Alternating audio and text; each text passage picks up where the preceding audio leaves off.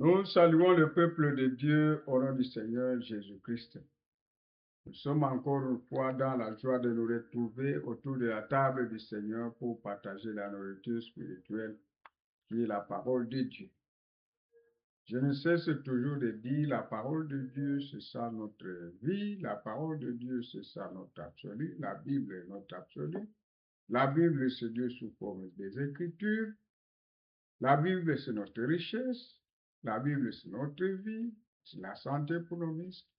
La Bible, c'est tout pour nous. Quand quelqu'un manque l'amour de la parole, c'est fini pour lui. Que Dieu vous bénisse.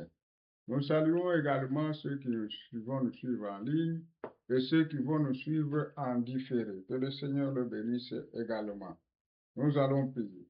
Glorieux Père céleste, Dieu Tout-Puissant, Créateur du ciel et de la terre, l'auteur de toute vie et l'auteur de ma vie. Et l'auteur de nos vies, nous venons humblement devant ta face, nous placer sous les sangs qui a la Golgotha.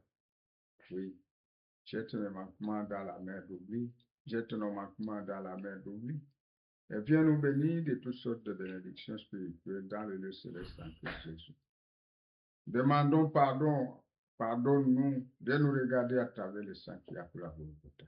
Et maintenant, viens nous bénir de toutes sortes de bénédictions spirituelles dans le lieu céleste en Christ Jésus.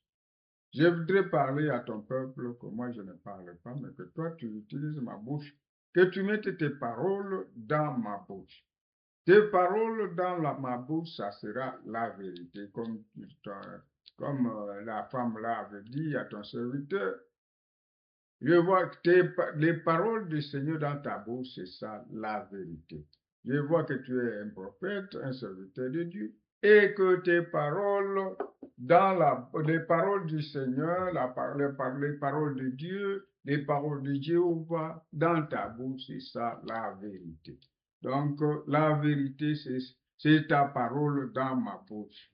C'est pourquoi mets tes paroles dans ma bouche afin que je parle de ta part. Ou l'auditoire afin qu'il écoute comme écoutent les disciples. Oh Dieu, ne laisse pas seul, oh Dieu. Bénis-nous, tout celui qui va écouter, qu'il soit béni. Oui. Qu'il soit consolé. Oui. Console ton peuple en les exaucant. En écoutant cette parole, oh Dieu, que tu puisses le bénir de toutes sortes de bénédictions. S'il est malade, qu'il retrouve la guérison au nom du Seigneur Jésus-Christ. S'il a besoin du Saint-Esprit, que tu lui donnes le Saint-Esprit. Oui. S'il a besoin du salut, que tu lui accordes le salut. Nous attendons à toi, oh Dieu, que moi je disparaisse et que toi tu apparaisses. Quand moi j'apparais, c'est la mort. Quand toi tu apparais, c'est la vie. Nous attendons à toi, oh Dieu. Oui, que je sois seulement un instrument utilisé par. J'ai lu, c'est tout à fait normal. Mais c'est toi qui peux les agencer correctement. C'est toi qui as les paroles de grâce. Je ne sais même pas comment les agencer. C'est pourquoi j'ai besoin de toi. Mais quand tu descends et que tu parles, tu mets chaque chose à sa place. C'est ainsi que nous attendons à toi, ne le laisse pas seul. Bénis à ton peuple, le combat pour lui. Bénis tes enfants à travers le monde entier, le combat pour eux. Souviens-toi de ce monde qui se met dans le péché et de toutes ces abominations qui se mettent sur cette terre. Appelle les pécheurs à la repentance et fais que les deniers de nous entrent. Les pauvres, les misérables, les orphelins, les veuves et ceux qui passent nuit dans la rue, nous les commettons tous entre termes. Commence avec nous et termine avec nous au nom du Seigneur Jésus-Christ. Amen. Nous allons lire la parole de Dieu dans Jérémie 8, le verset 22. Jérémie 8, le verset 22. Nous lisons la parole de Dieu. N'y a-t-il point de bons mangalades? N'y a-t-il point de médecins? Pourquoi donc la guérison de la fille de mon peuple ne s'opère-t-elle pas? Notre sujet, c'est pourquoi. Pourquoi? Ouais. Chaque fois, quand Dieu ferait un chemin, quand Dieu ferait une voie, ouais, pour s'échapper, quand Dieu envoie une pluie de miséricorde, et quand les gens rejettent Quand les gens rejettent, quand les gens ne tiennent pas compte de cela, Dieu se pose la question, pourquoi? Oui. Pourquoi? Dieu se pose toujours la question, pourquoi? Dieu peut frayer une voie pour nous échapper. Dieu peut faire quelque chose pour nous de bon. Mais quand on néglige ça, quand on rejette ça, Dieu se pose la question, pourquoi? C'est ainsi qu'ici, il se pose la question, pourquoi donc la guérison de la fille de mon peuple ne s'opère pas? N'y a-t-il pas de baume en Galate? Oui. Le médicament est là. N'y a-t-il pas de médecins? Les médecins sont là. Oui. Le médecin est là. Le grand médecin est là.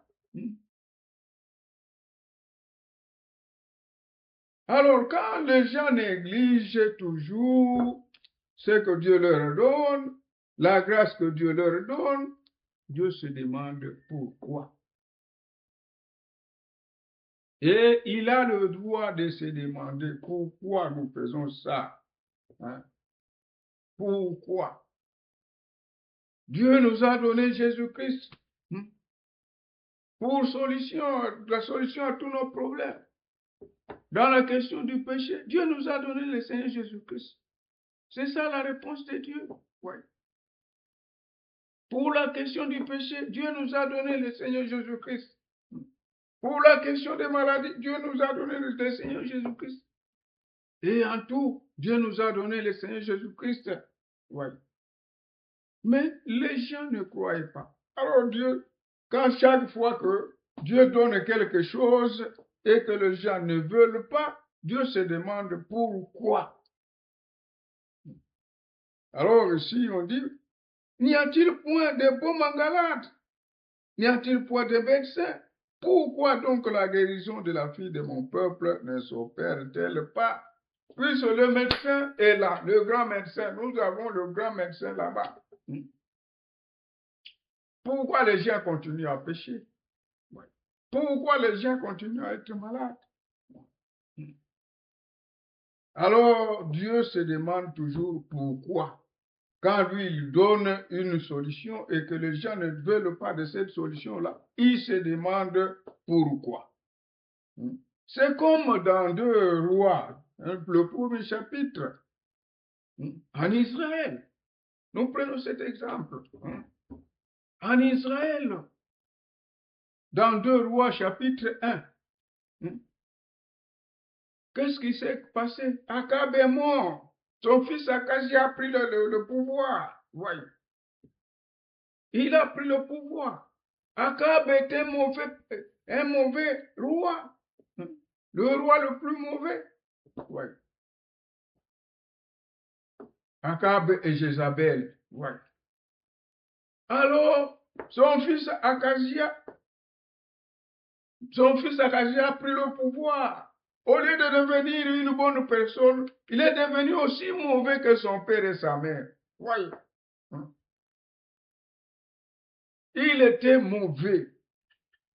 Alors, en marchant,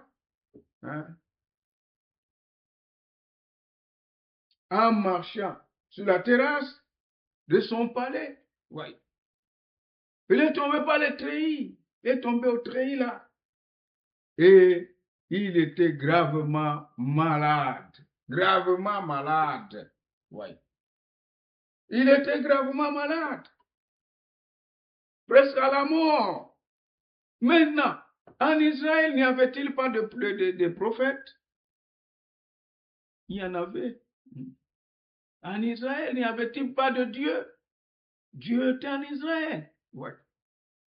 Alors cet enfant d'Akab, au lieu de consulter l'Éternel, il a envoyé 2 soldats. C'est parmi deux soldats, si je ne me trompe pas, pour aller consulter Baal-Zeboub, le dieu des crons. Ouais. Alors, il a fait en catimini, aller secrètement, aller voir, aller demander à Baal-Zébub, le Dieu des croix, si je vais guérir ou pas. Ouais. Si je vais sortir de ce lit ou pas. Chaque fois que vous faites des choses en secret, Dieu connaît, Dieu voit. Tout ce que vous faites en secret, Dieu le voit. Tout ce que nous faisons en secret, Dieu le voit. Oui. C'est ainsi. Akazia a pensé que Dieu ne voyait pas. Quand ils sont allés en catimini, oui, Dieu de son côté a envoyé Élie, va à la rencontre de ces deux messagers du roi Akasias et va leur dire, n'y a-t-il pas de Dieu en Israël pour que vous alliez consulter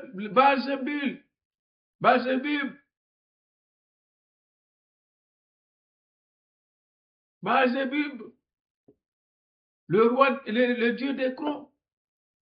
Il n'y a-t-il pas de prophète là-bas? Oui. Oui. Tout ce que vous faites en secret, Dieu le voit. Tout ce que nous faisons en secret, Dieu le voit. Oui. Il n'y a pas de cachet devant Dieu. D'où inutile de cacher quelque chose devant Dieu? Nous allons avec un cœur sincère devant Dieu pour lui dire tout ce que nous faisons. Pour lui confesser nos fautes, confesser nos erreurs et demander l'aide de Dieu. Oui. Alors, Dieu a envoyé Élie pour aller rencontrer ces deux gens et leur dire, retournez, est-ce qu'il n'y a pas de Dieu en Israël? Est-ce qu'il n'y a pas de prophète en Israël? Il n'y a pas de Dieu en Israël pour que vous alliez consulter Baal-Zébub, le Dieu des crons. Oui. C'est pourquoi, ainsi dit l'Éternel, il mourra. Il mourra, il ne va pas descendre de son lit, il mourra. Alors, Élie est allé à la rencontre de ces deux messagers. Voyez, tout ce que vous faites en secret, tout ce que nous faisons en secret, Dieu les voit, Dieu les connaît. Voyez. Donc, inutile de cacher. Nous devons dire à Dieu tout ce qui se trouve dans notre cœur. Et lui demander de l'aide si ce qui se trouve dans notre cœur n'est pas bon. Nous devons lui demander de l'aide. Seigneur, je suis comme ça, aide-moi. Et lui viendra t'aider. Ouais. Alors, Élie est allé rencontrer ces gens-là et leur dire, allez dire à votre roi là, à votre roi qui vous a envoyé, n'y a-t-il pas de Dieu là-bas en Israël pour que tu ailles consulter Baal-Zébub, le Dieu des crons? C'est pourquoi tu mourras. Tu ne descendras pas de ce lit. Alors, ces messagers sont rentrés. Oui. Ces messagers sont rentrés. Et si vous n'avez pas la parole, et pourquoi abandonner la parole et aller suivre le monde? Vous ne savez pas que celui qui aime le monde se fait ennemi de Dieu. Oui. Quand vous abandonnez la parole, Dieu vous abandonne aussi. Nous devons vivre la parole de Dieu. Nous devons craindre Dieu et nous ne devons rien lui cacher. Il voit tout. Alors, quand les messagers sont rentrés, il a dit, vous retournez? Oui, nous avons rencontré un homme qui nous a dit, est-ce qu'il n'y a pas de Dieu en Israël pour que vous alliez consulter Baal-Zébub, le Dieu des crons? Allez lui dire, ainsi parle, il mourra. Ézéchias, quand il a entendu ça, il a demandé, cet homme-là, quel aspect? On a dit, il est velu avec une ceinture dans la poitrine. Et il a compris que c'est Élie. Alors, il a envoyé le chef des 50, le premier groupe des 50, Élie était dans la montagne. Ouais. Il a envoyé le premier groupe de 50. Au lieu d'aller avec le respect, ils ne sont pas allés avec le respect. Et Acacias les a envoyés, aller dire à Élie de venir. Le premier groupe de 50 est arrivé là-bas. Homme de Dieu, descends. Le roi veut te voir. Et il a dit, si je suis homme de Dieu, que le feu descende du ciel et vous consume tous. Le feu a consumé tout le monde. Ouais. Il a envoyé un deuxième groupe de 50. Ils ont dit, deux hommes de Dieu, descends.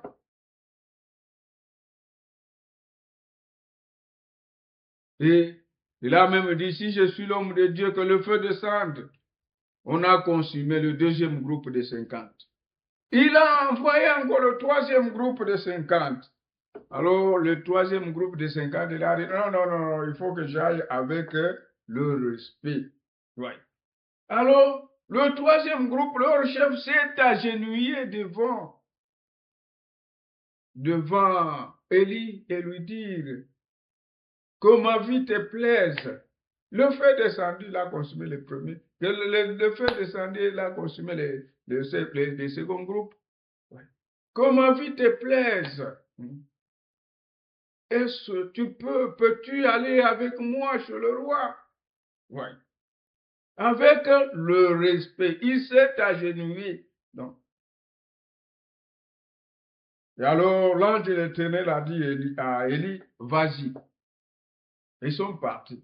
Ne crains point. Dieu viendra toujours te dire, ne crains point. Quand Dieu est avec toi, il te dira, ne crains point. Toujours comme ça. Alors ils sont allés.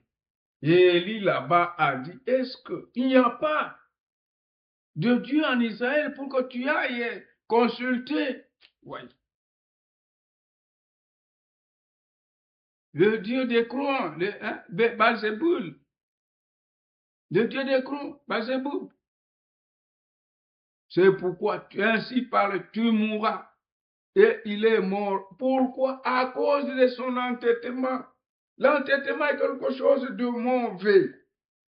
Nous devons être humbles. Alors, nous pouvons lire d'abord cette histoire. Nous allons relever quelque chose qu'on a dit la fois passée. On l'a dit en passant. Nous avons dit que non, quelqu'un peut s'agenouiller par respect. Hein? En parlant sur ta parole, j'agis. Alors le prophète a donné l'exemple de la femme sunamite. La femme sunamite dont l'enfant était mort. Alors il est allé chez Élisée. Il est tombé à ses pieds. Il a embrassé ses pieds. Il a embrassé ses pieds. Géasi voulait la relever, la repousser.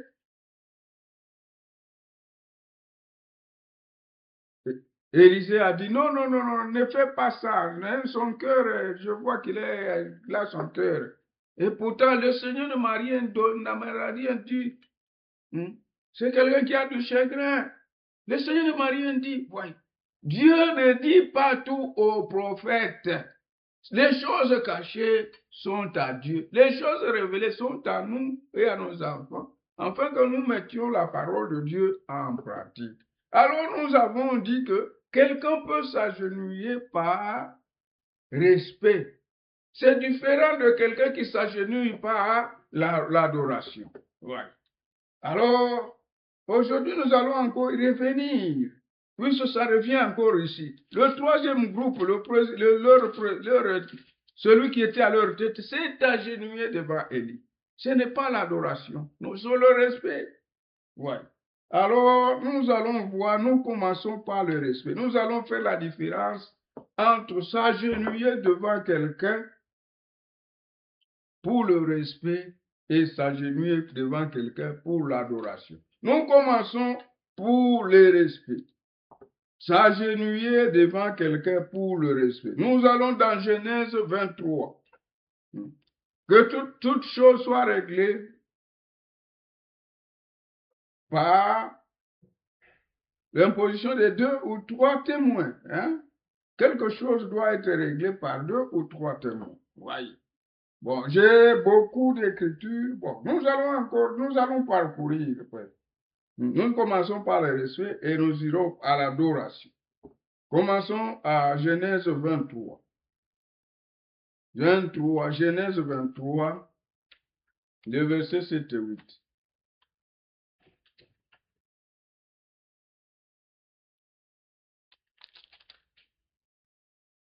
Genèse 23, le verset 7 et 8.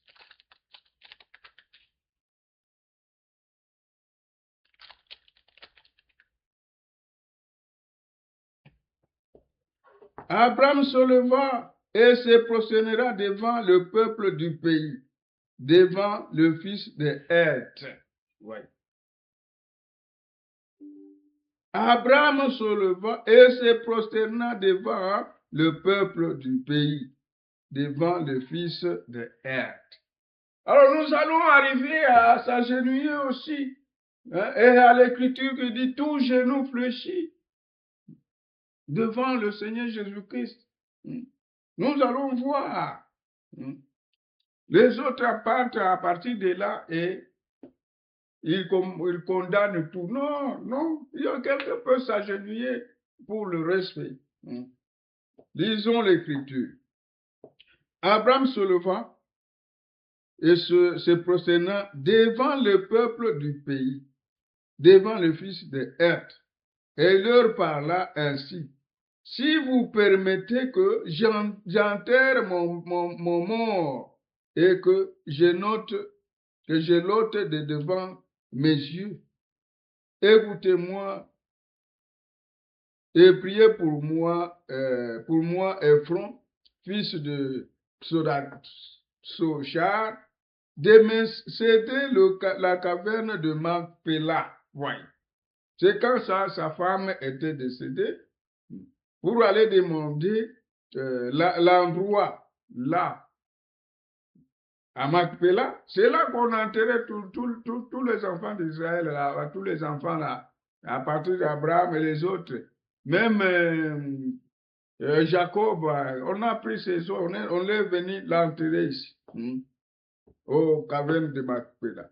De me céder la caverne de Macpéla qui lui appartient à l'extrémité de son champ, de me la céder contre sa valeur en argent, afin qu'elle me serve de possession sépulcrale au milieu de vous. Ephron était assis parmi les fils de Heth. Et Ephron, le sien, répondit à Abraham en présence des fils de Heth et de tous ceux qui entraient par la porte de sa ville. Non, non, mon Seigneur, écoute-moi. Je te donne le champ et je te donne la caverne qu'il y ait. Alors, si vous voyez, on voulait lui donner pour rien. Non, il a acheté de quoi? Il a acheté la caverne de Macpéla. Et c'est là qu'on enterrait tous les enfants d'Israël qui mouraient. Ouais. Et il s'est prosterné. Ouais. Lui, il connaissait Dieu. Il s'est prosterné. C'est quoi? Ce n'est pas l'adoration, c'est le respect. Allons dans Genèse 27, 29. 27, 29.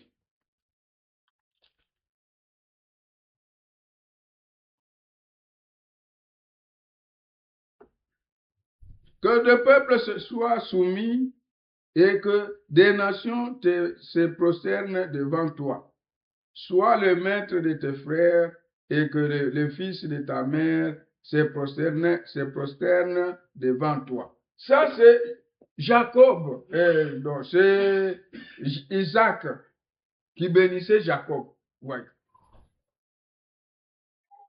Et il dit que des peuples te soient soumis et que des nations se prosternent devant toi. Sois le maître de tes frères et que le fils de ta mère se prosterne devant toi. Ouais. Ça, ce n'est pas l'adoration, non, c'est le respect. Genèse 33, le verset 1 à 11. Genèse 33, le verset 1 à 11. Nous irons lentement, lentement. Si on va continuer même demain, si on ne continue pas, si on ne termine pas, même un autre jour, on va toujours continuer. Nous irons lentement. Nous essayons de mettre chaque chose à sa place. 33, 1 à 11. Jacob leva les yeux et regarda, et voici Ésaü arrivé avec 400 hommes. Et il répartit les enfants entre Léa, Rachel et les 2 servantes. Il plaça en tête les servantes avec leurs enfants, puis Léa avec ses enfants, et enfin Rachel avec Joseph. Lui-même passa devant eux, et il se prosterna en terre 7 fois, jusqu'à ce qu'il fût près de son frère. Voyez. Il s'est prosterné devant son grand frère 7 fois, jusqu'à ce qu'il est arrivé devant son grand frère. Ésaü courut à sa rencontre, et il l'embrassa, et se jeta à son cou, et le baisa. Et il pleurait. Ouais. Il pleurait. Ésaü leva les yeux, vit les femmes et les enfants, et il dit, qui sont ceux que tu as là? Et Jacob répondit, ce sont les enfants que Dieu a accordés à ton serviteur. Les servantes s'approchèrent, elles et leurs enfants, et se prosternèrent. Voyez. Léa et ses enfants s'approchèrent aussi et se prosternèrent. Ensuite, Joseph et Rachel s'approchèrent et se prosternèrent. Ouais. Ce n'est pas l'adoration sur le respect. Ouais. Déjà, on a déjà plus de 3 témoins. Nous allons continuer jusqu'à la fin. Et puis, nous allons prendre maintenant l'adoration. Ouais. Ésaïe dit, à quoi destines-tu tout ce camp que j'ai rencontré? Et Jacob répondit, à trouver grâce aux yeux de mon Seigneur. Ésaü dit, je suis dans l'abondance, mon frère, garde ce qui est à toi. Ils se sont prosternés par le respect. Nous allons en Genèse 37, 10. Genèse 37, 10.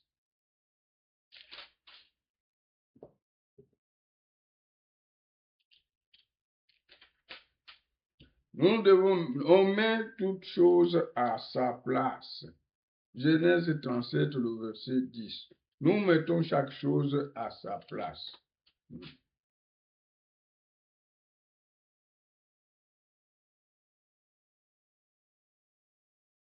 Et il le raconta à son père et à ses frères. Donc Joseph avait eu un songe. Il eut encore un autre songe. Bon, et il le raconta à ses frères.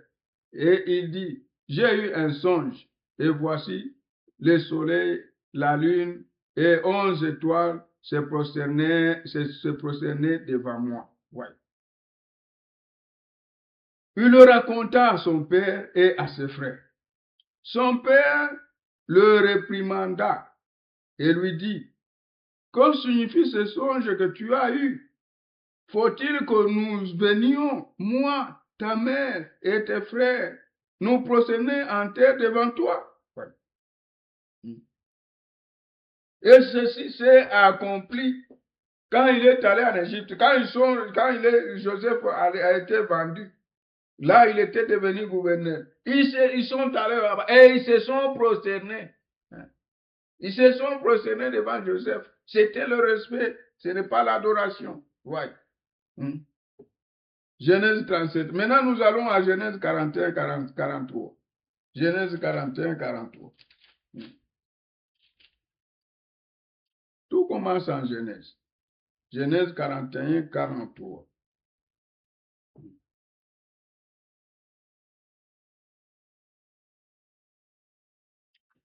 Il le fit monter sur le char qui suivait le sien, et l'on cria devant lui, à genoux.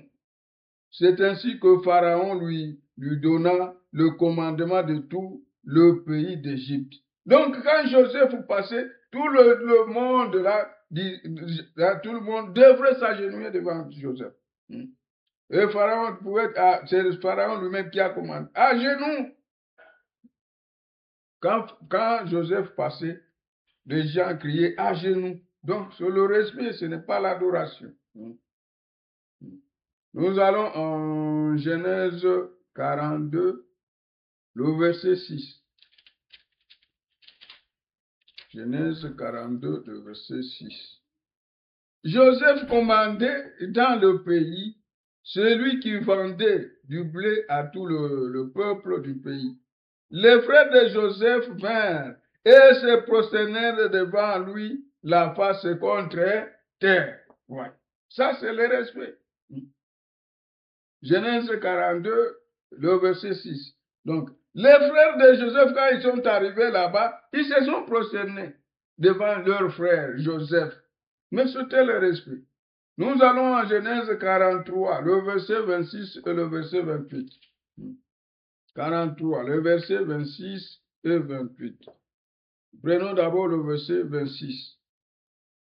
Quand Joseph fut arrivé à la maison, ils lui offrirent le présent qu'ils avaient apporté et se prosternèrent en terre devant lui. Voyez, ce sont ses frères qui se sont prosternés, ils ont amené le présent à 28. 28. Il répondit, ton serviteur, notre père, est en bonne santé. Ouais. Il a demandé, votre père, comment la santé de votre père, tout ça. Il savait que c'était ses frères. Est-il en bonne santé? Il répondit, ton serviteur, notre père, est en bonne santé. Vit encore, et il s'inclinait et se prosternait. Joseph leva les yeux et jeta un regard sur Benjamin, son frère, fils de sa mère. Il dit, est-ce là votre jeune frère dont vous m'aviez parlé? Il ajouta, Dieu te fasse miséricorde, mon fils. Ouais. Ils se sont prosternés et c'est beaucoup. Nous irons lentement, mollo, mollo. Quand nous allons arrêter, quand le temps va nous manquer, nous continuerons. Et on ira, même on va tourner maintenant jusqu'à l'adoration. Et on va encore revenir sur quelque chose que j'avais dit encore la fois passée. Concernant l'imposition de... Nous allons à Genèse 47, 31. Genèse 47, 31.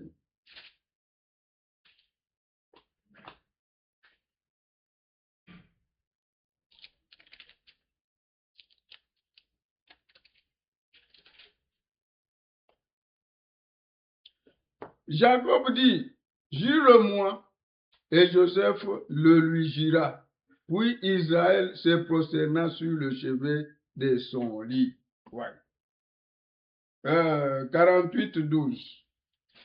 48, 12. Joseph le retira des genoux de son père et il se prosterna en terre devant lui. Donc, c'était, à ce moment ici, c'était quand Joseph Israël, Jacob a béni les enfants de Joseph. Ouais.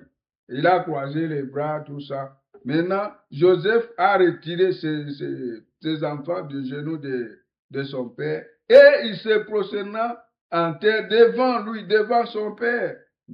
Puis